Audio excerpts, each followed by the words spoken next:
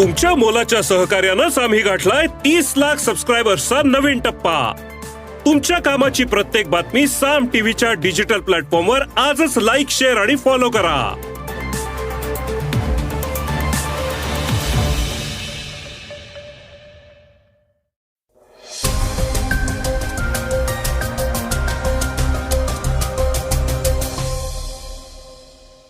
श्रोतेहो नमस्कार, मी अनिरुद्ध गत्रे आणि आपण ऐकत आहात सकाळ पॉडकास्ट. तृप्ती देवरुखकर या मराठी महिलेला मुलुंडमध्ये गुजराती व्यक्तींनी घर नाकारल्याची घटना जोरदार चर्चेत होती. त्यांच्या मदतीला आता सत्तेत सामील असलेल्या राष्ट्रवादी अजित पवार गट सरसावला आहे. कुस्ती महासंघाचा अध्यक्ष ब्रिजभूषण सिंहने आपल्यावरील आरोपांचे खापर काँग्रेसच्या माथी फोडले आहे. अण्णा द्रमुक पक्षाने दक्षिणेत भाजपला चांगलाच इंगा दाखवायचं ठरवलं आहे. वेगवान घडामोडीत ऐकूया हरित क्रांतीचे जनक MS स्वामीनाथन यांचे निधन. संसदेत असभ्य भाषा वापरणाऱ्या रमेश बिधुरींना भाजपने दिली नवी जबाबदारी. उज्जैनमधील अल्पवयीन अत्याचार प्रकरणी संशयित अटकेत. आशियाई स्पर्धेत भारताने कमावले आणखी एक पदक. चर्चेतली बातमी अर्थातच गणरायांच्या विसर्जनाची. चला तर मग सुरुवात करूया आजच्या पॉडकास्टला. तृप्ती देवरुखकर यांना न्याय मिळेपर्यंत स्वस्थ बसणार नाही, रुपाली चाकणकरांची ग्वाही. मुलुंड पश्चिम मधील एका गृहनिर्माण संस्थेत मराठी असल्याने जागा नाकारण्यात आल्याचा आरोप तृप्ती देवरुखकर यांनी केला होता. त्यांनी या संदर्भात एक व्हिडिओही समाज माध्यमांवर पोस्ट केला होता, जो मोठ्या प्रमाणात व्हायरल झाला होता. त्यानंतर राज्यभरातून संताप व्यक्त केला जात आहे. तृप्ती देवरुखकर या मुलुंडमधील एका सोसायटीमध्ये आपल्या ऑफिससाठी जागा पाहण्यासाठी गेल्या होत्या. तेव्हा तेथील गुजराती व्यक्तीने त्यांना जागा देण्यास नकार तर दिलाच, शिवाय मुजोरपणे इथे महाराष्ट्रीयन माणसांना जागा दिली जात नाही अशी दादागिरीही केली. मराठी माणसाला जागा देणार नाही असा लेखी नियम आहे का, असा प्रश्न तृप्ती देवरुखकर यांनी विचारल्यावर त्या सोसायटीतील माणसांनी त्यांच्याशी गैरवर्तन केले. मराठी माणसांना परवानगी नाही म्हणणाऱ्या व्यक्तीचे म्हणणे मोबाईलमध्ये शूट केले. त्यानंतर तृप्ती आणि त्यांच्या पतीला धक्काबुक्की करण्यात आली. तृप्ती देवरुखकर यांनी हा व्हिडिओ समाज माध्यमांवर शेअर केल्यानंतर मग चक्र फिरली. अजित पवार गटाच्या नेत्या रुपाली चाकणकर यांनी याविषयी प्रतिक्रिया दिली आहे. त्या म्हणाल्या, हा व्हिडिओ पाहिल्यानंतर मी तत्काळ कारवाईचे आदेश दिले होते. या प्रकरणी सहकार आयुक्त, महाराष्ट्र राज्य, पुणे तसेच प्रधान सचिव, गृहनिर्माण विभाग, महाराष्ट्र राज्य मंत्रालय, मुंबई यांच्याकडून अहवाल मागण्यात आला आहे. सोबतच मुलुंड पोलिसांना याबाबत कारवाई करण्याचे निर्देश दिले होते, अशी माहिती चाकणकरांनी दिली. महिला आयोगाच्या सूचनेनुसार बुधवारी रात्री उशिरा मुलुंडमध्ये पोलिसांनी देवरुखकर यांना त्रास देणाऱ्या विरोधात गुन्हा दाखल केला आहे. संविधानाने दिलेला हक्क नाकारणे, महिलेचा छळ करणे या अनुषंगाने दोषींवर कारवाई होईल. याबाबत देवरुखकर यांना न्याय मिळेपर्यंत आयोग पाठपुरावा करेल असं आश्वासन रुपाली चाकणकर यांनी दिलं आहे. तर देवरुखकर यांचा व्हिडिओ व्हायरल झाल्यानंतर लगेचच मनसेचे कार्यकर्ते तेथे पोहोचले आणि त्यांनी सदर सोसायटीतील लोकांना मनसे स्टाईल इंगा दाखवल्याचं मनसेने आपल्या X संदेशात म्हटलं आहे. माझ्यावरचे आरोप काँग्रेसमुळे, ब्रिजभूषण सिंहच्या उलट्या बोंबा. कुस्तीपटूंचा लैंगिक छळ केल्याप्रकरणी आरोप असलेले ब्रिजभूषण सिंह यांनी आता आपल्यावरील आरोपांचं खापर काँग्रेसवर फोडलं आहे. महिला कुस्तीपटूंचा लैंगिक छळ केल्याप्रकरणी खासदार ब्रिजभूषण सिंह यांच्या विरोधात अखेर पोलिसांनी गुन्हा दाखल केला, तसंच आरोपपत्रही दाखल केलं आहे. दिल्ली उच्च न्यायालयात या प्रकरणी सुनावणी सुरू आहे. मात्र आपल्यावर आरोपपत्र दाखल असलं तरीही कोणताही खटला सुरू नाही असा युक्तिवाद ब्रिजभूषण सिंहने केलाय. ब्रिजभूषणने केलेल्या लैंगिक छळासाठी त्याच्यावर कारवाई व्हावी यासाठी महिला कुस्तीपटूंनी आंदोलन केले होते. मात्र आपल्यावर झालेले आरोप हे स्पॉन्सर्ड असल्याची दरपोक्ती ब्रिजभूषण सिंहने केली आहे. त्यावर कडी म्हणजे या आरोपांसाठी त्याने काँग्रेसला दोषी धरलं आहे. काँग्रेसचे दीपेंदर हुड्डा, भूपेंदर हुड्डा आणि काही उद्योगपती यामागे आहेत असा आरोप ब्रिजभूषणने केला आहे. या लोकांना त्यांच्या पद्धतीने कुस्ती महासंघ चालवायचा होता. ते होत नसल्यानेच त्यांनी माझ्यावर आरोप केले असंही ब्रिजभूषण पुढे बोलताना म्हणाला. हे प्रकरण न्यायालयात प्रलंबित आहे. न्यायालयीन प्रक्रियेवर आम्ही टिप्पणी करू शकत नाही. जे न्यायालयापेक्षा मोठे आहेत ते टिप्पणी करू शकतात. पोलिसांनी माझ्यावर आरोपपत्र दाखल केलं आहे. त्याला मी आव्हान दिलं आहे. त्यामुळे माझ्यावर खटला सुरू नाही. मला काय सांगायचं ते मी न्यायालयात सांगेन, कारण मीडिया ट्रायल करण्यात काही अर्थ नाही. भाजपपासून वेगळे झाल्यानंतर अण्णा द्रमुक स्थापणार नवी आघाडी. राष्ट्रीय लोकशाही आघाडीतून म्हणजेच एनडीएतून नुकतेच बाहेर पडल्यानंतर आता अण्णा द्रमुकनं नवी आघाडी स्थापन करण्याची घोषणा केली आहे. तसंच पुन्हा भाजपसोबत जाणार नाही असंही स्पष्ट केलं आहे. त्यामुळे दक्षिण भारतातील भाजपचं सत्तेचं स्वप्न भंगणार असं दिसतंय. कृष्णगिरी इथं पत्रकारांशी बोलताना पक्षाचे वरिष्ठ नेते के.पी. मुनुसामी म्हणाले, भाजपचे प्रदेशाध्यक्ष के. अण्णामलाई यांना हटवण्याची मागणी अण्णा द्रमुकनं कधीही केली नव्हती.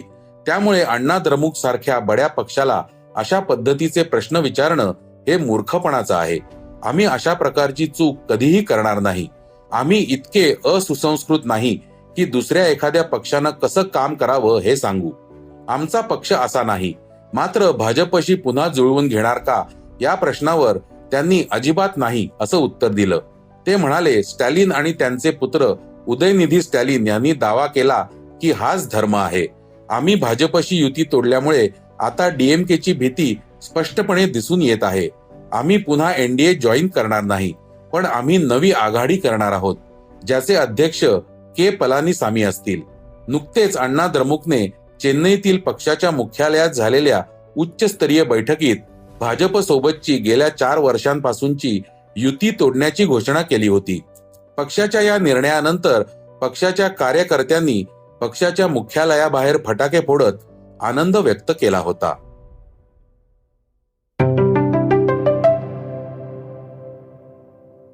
आता ऐकूया वेगवान घडामोडी. हरित क्रांतीचे जनक एम. एस. स्वामीनाथन यांचं निधन. 1960च्या दशकात भारतात झालेल्या हरित क्रांतीचे प्रणेते आणि ज्येष्ठ शेतीतज्ञ वैज्ञानिक एम. एस. स्वामीनाथन यांचं गुरुवारी निधन झालं. ते 98 वर्षांचे होते. अल्प उत्पन्न गटातील शेतकऱ्यांसाठी तांदळाच्या विविध प्रकारच्या आणि चांगले उत्पादन देणाऱ्या प्रजाती तयार करण्यात त्यांची महत्वाची भूमिका होती. प्रशासनातही त्यांनी अनेक महत्वाची पदं सांभाळली. 2004 साली त्यांना राष्ट्रीय शेतकरी आयोगाचे अध्यक्ष म्हणूनही नियुक्त करण्यात आलं होतं. संसदेत असभ्य भाषा वापरणाऱ्या रमेश बिधुरींना भाजपचे बक्षीस, दिली नवी जबाबदारी. भाजपचे खासदार रमेश बिधुरी यांनी लोकसभेत बसपचे खासदार दानिश अली यांच्यावर जातीवाचक शब्द वापरत आक्षेपार्ह टीका केली होती. त्यावरून मोठा गदारोळही झाला होता. मात्र आता भाजपने बिधुरींना नवी जबाबदारी दिली आहे. बिधुरींना राजस्थानच्या टोंक जिल्ह्याची निवडणुकीची जबाबदारी देण्यात आली आहे. कारवाईऐवजी नवी जबाबदारी दिल्याने भाजपवर टीका होत आहे. दरम्यान विशेषाधिकार समितीकडे बिधुरी आणि दानिश अली यांचे प्रकरण सोपवण्याचा निर्णय लोकसभा सभापती ओम प्रकाश बिर्ला यांनी घेतला आहे. उज्जैनमधील पीडित अल्पवयीन मुलीच्या अत्याचाऱ्यांना अटक. मध्य प्रदेशच्या उज्जैन शहरात एका 12 वर्षीय मुलीवर सामूहिक बलात्कार झाला आणि त्यानंतर सदर दुर्दैवी मुलगी रक्तबंबाळ अवस्थेत 8 किलोमीटर चालत गेली होती. ती अनेकांकडे मदत मागत होती, मात्र कुणीही तिची दखल घेतली नाही. शेवटी उज्जैनमधील एका आश्रमातील पंडिताने तिला मदत केली. हे सीसीटीव्ही फुटेज व्हायरल झाल्यानंतर देशभर संताप उसळला होता. आता पोलिसांनी राकेश 38 वय नावाच्या एका ऑटो रिक्षा चालकाला अटक केली आहे. त्याच्या रिक्षात रक्ताचे नमुने सापडले आहेत. फॉरेन्सिक तपासणीसाठी ते पाठवण्यात आले आहेत. दरम्यान मध्य प्रदेशमध्ये भाजप सरकार असतानाही अशा प्रकारच्या घटना घडत असल्याने विरोधी पक्षाने सत्ताधाऱ्यांना जाब विचारला आहे. आशियाई स्पर्धेत भारताची आणखी एका पदकाची कमाई. भारतीय खेळाडू आशियाई स्पर्धेत चांगली गाजवत आहेत. इक्वेस्टेरियन ड्रेसेज या वैयक्तिक प्रकारात भारताच्या अनुष अगरवालाने कांस्य पदक जिंकले आहे. या क्रीडा प्रकाराला घोड्यांवरील बॅले असंही म्हटलं जातं, कारण त्यामध्ये तशा प्रकारे निरनिराळे फॉर्मेशन्स आणि सादरीकरण होत असतं. अनुष अगरवालाने या स्पर्धेत AR रहमानच्या जय हो गाण्यावर सादरीकरण केलं. आता बातमी चर्चेतली, अर्थातच देशभरातल्या गणेशोत्सवाची. काल अनंत चतुर्दशी निमित्त राज्यात अनेक ठिकाणी गणेश विसर्जनाच्या मिरवणुकी दणक्यात निघाल्या. आज चर्चेतल्या बातमीत या विसर्जनाच्या मिरवणुकातले हायलाइट्स पाहणार आहोत. सद्गतीत अंतःकरणाने बाप्पांना निरोप. पुण्यातील विसर्जन मिरवणूक विशेष आणि चर्चेतली असते. या मिरवणुकीत कुठे काही गडबड होऊ नये आणि विसर्जन शांततेत पार पडावे यासाठी पुणे शहर परिसरात पोलिसांचा मोठा बंदोबस्त तैनात करण्यात आला आहे. त्यामध्ये यावेळी पहिल्यांदाच 25 तृतीयपंथीयांचा समावेश आहे. गणेश उत्सवात अशा प्रकारे सेवा करायला मिळाल्याने या तृतीयपंथीयांनी आनंद व्यक्त केला. तसेच या निमित्ताने समाजात मान मिळत असल्याची भावना व्यक्त केली. काल गणरायाला निरोप देताना पावसानेही राज्यभर जोरदार हजेरी लावली. मुंबई आणि पुण्यातील अनेक भागात जोरदार पाऊस झाला. परंतु पाऊस असतानाही गणेश भक्तांचा उत्साह कमी झाला नव्हता. मिरवणुकीतील ढोल पथक, कलाकार, नर्तक, गायक, वादक यांनी गणेश भक्तांचे लक्ष वेधून घेतले. पुण्यातील मिरवणुकीतील कलाकार पथकाचा बोलबाला यंदाही पाहायला मिळाला. आस्ताद काळे, श्रुती मराठे, सिद्धार्थ जाधव, तेजस्विनी पंडित यांसारखे कलाकार त्यात सहभागी झाले होते. पुण्यातील लक्ष्मी रस्त्यावरील मानाच्या 5 गणपतींची विसर्जन मिरवणूक सुरू होती. मानाचा दुसरा गणपती असलेल्या तांबडी जोगेश्वरी गणपती मंडळाच्या विसर्जन मिरवणुकीमध्ये प्रणवनं कथकली सादर करून उपस्थितांची दाद मिळवली आहे. प्रणव हा पुण्यातीलच असून त्याने भरतनाट्यममध्ये MA केलं आहे. याबरोबरच राष्ट्रीय कला अकादमीनं अलका चौकात काढलेल्या रांगोळीचीही मोठी चर्चा होती. मुंबईतही विसर्जनाची मोठी धूम होती. लालबागच्या राजाची मिरवणूक बाहेर येताना एकदम शिवरायांचा आवाज घुमला. हा आवाज होता शरद केळकर या मराठी अभिनेत्याचा. छत्रपती शिवरायांची भूमिका साकारणाऱ्या शरद केळकरने लालबागच्या राजाच्या विसर्जन मिरवणुकीला आवाज दिला आहे.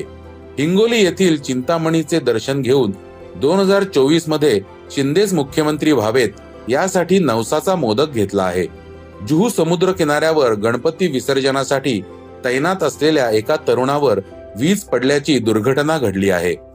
त्याला मुंबई महापालिकेच्या विलेपार्ले पश्चिम येथील कुपर रुग्णालयात रुग्णवाहिनीतून नेण्यात आले, पण डॉक्टरांनी त्याला मृत घोषित केले आहे.